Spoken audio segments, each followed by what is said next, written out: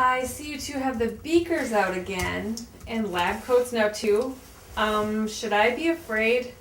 Don't worry, Mom. We're just doing some mad kitchen science.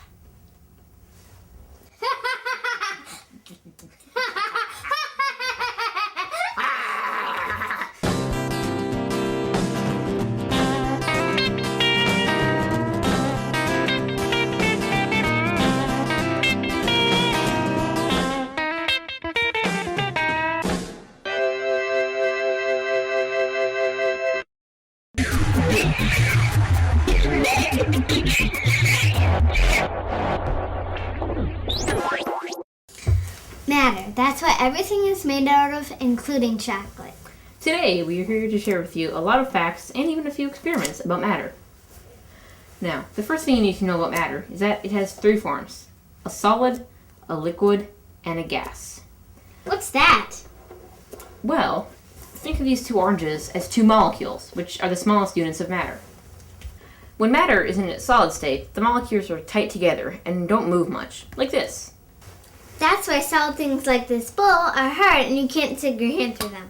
Stupid bowl! Ow. On the opposite end, we have gases. With gas, the molecules are far apart, like this, which allows you to walk right through it. The air we're breathing right now is gas. Because Sophie's breath is a gas, and gases can take any shape, this allows her to blow the balloon. The gas from her breath goes into the balloon, and because the molecules are constantly moving, it pushes on the sides of the balloon, therefore making it bigger. Now, right in between solids and gases, we have liquids. With liquids, the molecules are closer together than gases, but farther apart than solids. Much like this.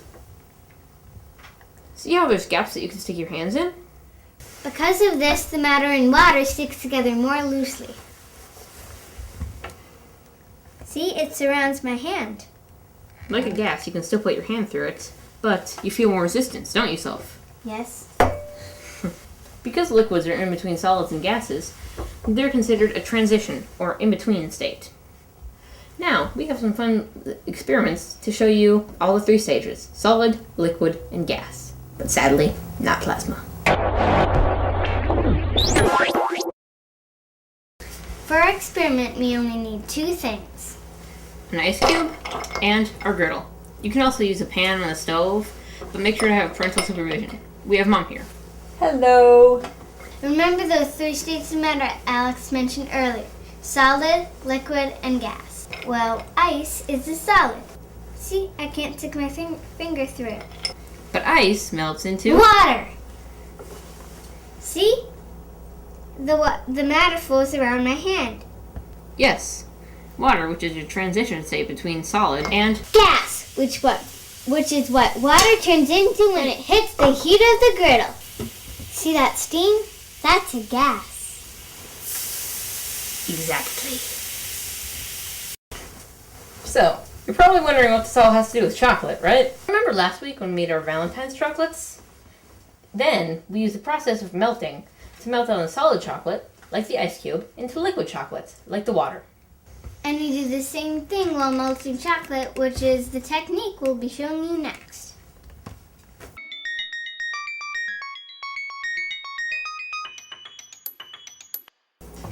You can melt chocolate on the stovetop using a double boiler or in the microwave. Today, we're going to be doing it in the microwave because Sophia has perfected the technique. I also personally think it's the best method to use when you'll be using the chocolate with kids for the final product or melting it with them. There's three things you gotta know before you start. The do's and don'ts, kind of. First of all, don't overheat your chocolate. I know from experience that if you overheat it, it'll get all clumpy and it'll look like brownies, but it will not taste like them, so trust me on this.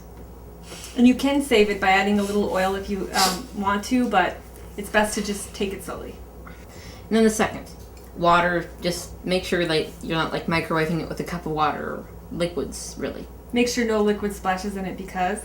Well, if you get a liquid in it, then same thing happens. You'll start to seize up and get all clumpy and bad stuff. And the third, you gotta have patience. Our microwave has a 30-second button, so that's kind of nice. Just sometimes you can take 30 seconds at a time. And also, you don't want to put it on a minute or 2 minutes because if you overheat it, it gets Clumpy, looks like brownies, taste.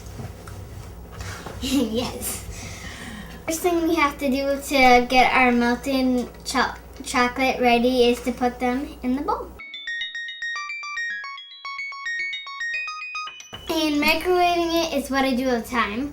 But also, if you want to microwave it 3 times, sure. But I usually, when you microwave it once for 30 seconds, because that's what I do, I take it out and then I stir it because there's still some melting stuff on the bottom.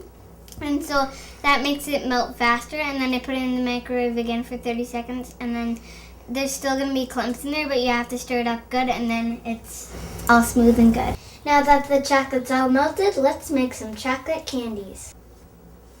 Well, since the chocolate's all melted, we are going to get started on the chocolate-covered pretzel sticks and the chocolate candies. Because there's never too much chocolate candy. In the meantime, you can check us out online at www.twokidscooking.com. Happy family cooking, everyone!